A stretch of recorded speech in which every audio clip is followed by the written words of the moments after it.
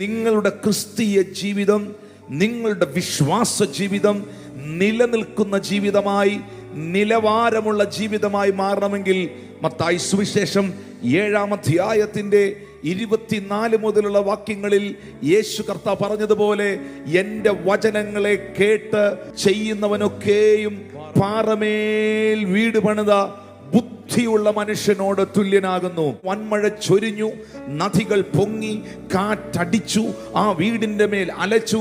അത് പാറമേൽ അടിസ്ഥാനമുള്ളതാകയാൽ വീണില്ല. പ്രിയപ്പെട്ടവരെ, വീണില്ലെന്നല്ല, വീഴത്തില്ല.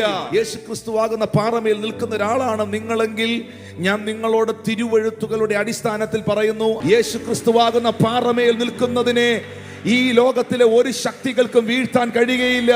യേശു ക്രിസ്തുവാകുന്ന പാറമേൽ നിൽക്കുന്നതിന് വൻമഴ ഉണ്ടാകും, ചിലപ്പോൾ നദികൾ പൊങ്ങും, കാറ്റടിക്കും, വീഴുമെന്നാണ് നിന്റെ ചിന്ത. പക്ഷെ വീഴുകയില്ല എന്നാണ് വചനം പറയുന്നത്.